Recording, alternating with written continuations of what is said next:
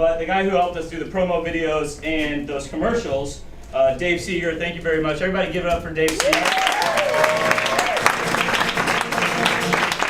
All right, I am going.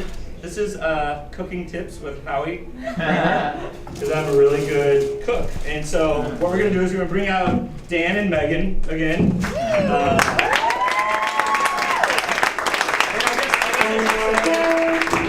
Okay, we get it. It's a community show. We get it.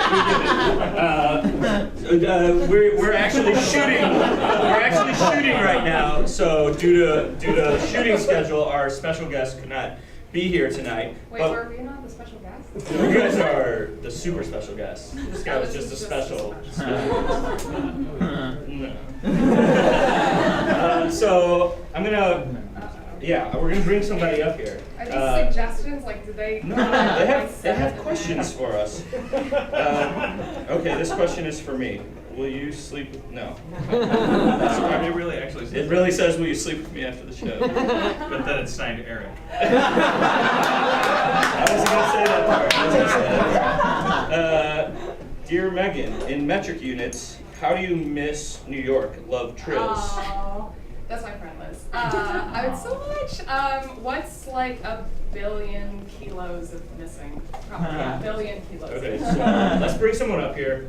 One of you is going to get a chance to ask Dan or Megan whatever you want while I teach you a really cool way to make cookies, right? Yeah, sounds great. All right, so you're gonna, on paper. On paper. All right. So it says, all right, well, you can just answer it. It doesn't have the name. Say, Dan, what is your favorite episode of any TV show ever? If you had one piece of advice, what would it be? That was 2 questions. My favorite episode of any TV show ever is the series finale of Quantum Leap. Because it made me weep openly by myself in my parents' living room. Scott Bakula finds out that he, after years of quantum leaping, spoilers, that he, the whole reason for the whole show is that he's fucking dead. Because he leaps to some coal mining town where inexplicably everyone that he's ever leapt into is there in the coal mining town, and God is the bartender and takes him up front and goes like, listen, you're fucking dead, dude. You died. Do you think the guy that made that show pitched it that way? And the whole thing is because I don't know, but it felt like great completion. But Scott Bakula gives this great performance, and I love that guy. Here's the winner who's going to come on stage if he wants to. Yeah, it is very bad. Wait, just because this person's name isn't on it, they don't get to come up? Okay, I guess whoever asked that. I don't think we'll accuse you of lying. Are you going to be a liar? Who asked the question? There he is.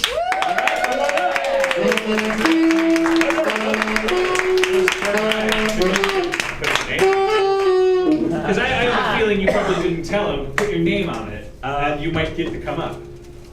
Okay, no, maybe we can do that. Alex, Megan, Alex, Dan. Hi. All right. So Alex pretty much asked. I don't know if you have advice is make quantum leap. Okay. What you want to do is you want to take the cookie dough and make it into small balls and put it on a pan. Ball. Now it is me who is sarcastic. Jump on the balls. So I don't know if this is. I don't know if you have any other questions or if you. This kind of put you on the spot. I kind of maybe shouldn't have done this. No, it's okay. Is that a threadless tee? Yeah, it is actually. Yeah, I got it in college, so it's like $10. But yeah, I'm actually like a huge fan of the show. I should have shaved, I guess, was the thing. Like, I feel like anyway. That's the thing. You shouldn't That's the have thing is that you shaved. should have shaved. But, who told you that? The government? So yeah, actually, before the show, I was like, Howie, should I bring my season 1? Do you think he'd sign it? And I was like, I don't want to be a loser. But anyway. You should have brought your season 1. You should have brought your season 1. I like season 1. I'll sign whatever you want. I'll sign it. Yeah. No one wants your signature! No one wants you to sign anything! You just got harmonized. I'm really into comedy. Sorry. It's really into comedy. I'm a big fan of the show. That's about it, you know? Do you have, like, maybe, like, what's some advice you're a writer, right? Okay. You're a young writer. What is some advice that you guys could give to, okay, you want Me. to field this one? No, to me. Wait, you could- Give to me about writing. Regret. Regret is always worse than failure. Do it out. Do it all. Do it all. Good. That's true. That's good. Regret is always worse than failure. Absolutely. Yeah, because if you're 25 years old and you are do a bad job at doing like a plate spinning act, and then you're 35 years old. And yeah, why am I about to explain what that means? I was gonna walk you through. No, because a stitch in time, and then if there's 9. But it's good that you did it because now you can regret that you did it. Yeah, I totally failed. Yeah, fall on your face with women and with entertainment and with everything creative. Like always do it wrong. Always fuck up, and then have a whole lifetime of fuck ups, because all paths lead to the big fuck up, which is dying. You're gonna fuck that up too, because you're not gonna die the way you want to. I want to drink myself to death. I'm probably gonna die of colon cancer. My butt will decide that I'm dying. I'm your butt. I'm gonna die because I'm gonna be bigger than usual. No, but I'm trying to. I want to be Dylan Thomas. No, your butt is eating you. Alex, thank you very much. We can do one more thing. All right, bring everybody up. Don't bring people on stage. I think that's the. No, right? I- Put them on the spot. Yeah, that's kind of weird. No, but some of them. But I think they like meeting Well, you ask them guys. if they like it. Maybe. Ask them if they like it. Dan. Next time we do the show, here's the thing about filling out the. So there's gonna be a put your next name time. on it and check a box of whether or not you like wanting to be So all on notes. stage. Notes. I'll take that You note. bring lipstick and you put it on, you kiss it if you want to. Without the kisses. What are you doing, Steve? You walked away. It's a bit that will pay off in a minute. Guys, this is gonna pay off so hard. Dan, on the Mark Maron podcast, you talked about doing stand-up and improv and then writing. Did you struggle with the am I an actor or writer issue, or did you feel like you knew you were more of a writer? Do you miss performing? Nick. The latter. I always miss performing. I love performing. Performing is fun. There are people, probably many of whom are in the audience, who feel the way about acting that I feel about writing, which is if I was on a desert island, if I was starving to death, if everyone in the world told me to stop doing it, I'd still do it. I would arrange a bunch of coconuts in an audience and I would perform my writing for them. I mean, if that's the way you feel about acting, then act, because that's what that job is. I would not. I did 2 Mad TV auditions and I was done. I will not subject myself to this inhumanity. But there are people, many of whom are my friends, and like they live off of that shit. The bad audition, the ego-crushing endeavor that is acting is fuel for people who are born to be actors. And there are many people who feel that way about writing, so that's the answer. Is Nick, do you want to come up here and? I would love to. All right. Nick, this is Dan. Thank you for the question. It was a really great question. Do you have? Is this putting you on the spot? Do you have another question? Not at all. Yeah, right. how do you think this might pay off? Yes. What do you think? So this bit. Open your brain and imagine what's possible. At some point you're creating the show, you kind of have, I'm sure, the bigger picture in your mind, and you've talked about having, in your head what's going to happen after kind of like 4 years when they kind of graduate or whatever.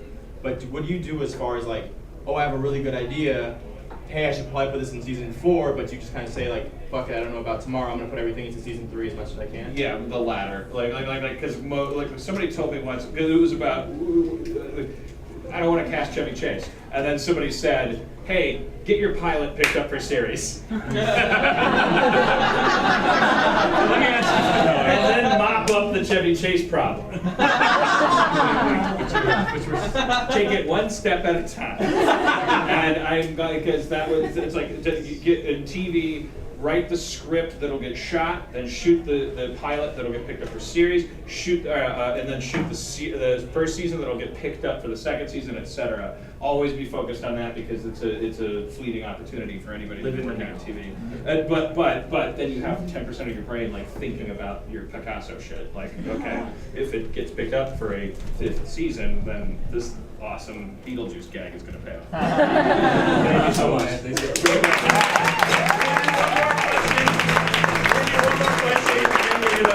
I'm gonna pay off this bit and prove an Abel Charles wrong. Megan, what are the challenges of writing a bottle episode? And for those of you who don't know, a bottle episode, it takes place in one location. They never leave. The famous bottle episode last season is one of our better And it's episodes. called, and if you wanted to learn more about the bottle episode, go to bottleguy.com. Oh man, that's a terrible joke that was played on me. Don't go to bottleguy.com. Just go to bottleguy.com. Megan will answer all your questions about the bottle episode. Bottleguy.com. Bottle Guy. BOTTLEGUY.com. Google me and it'll just come up. Do you have an answer to that question? Bottle What were episodes. the challenges of? I really was excited about doing a bottle episode because I'd never written a TV episode before, and so Dan mentioned it earlier in the year, and I was like, I want to do that because it'll be like a play where all the variables are taken down to like the bare minimum, and I just have these 7 people in a room and then this pen missing, and so yeah, it was actually less challenging for me, I feel like, than crazy stuff that I'm doing now on 308. Yeah. It's pretty good. Yeah. What's 308? Stuff. Okay. So what do you want to It's do? about, can I say it's Yeah, It's about the Entertainment dean. Weekly. It's the dean. It wasn't because you guys were asking for it. We would have wanted to do it. He's one of the funniest. He was the first guest. Well, give them the whole goods. I mean, they came here. They paid probably good money. The dean is making. I mean, like. It's a Hearts of Darkness kind of.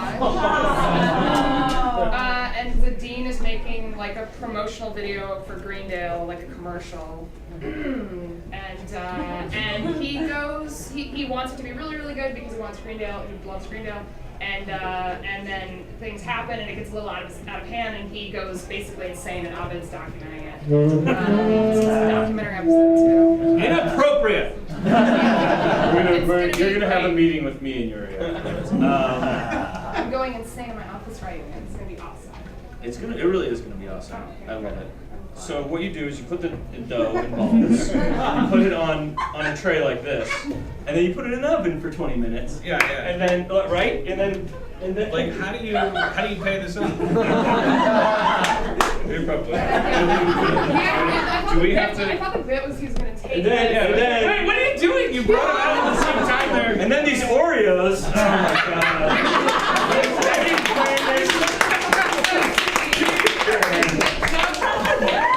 The joke would have been you put this down Yeah, you there put 'em and in then the you pull the thing. tray. I don't have a tray of Oreos. That was the problem. I tried to get paper plate.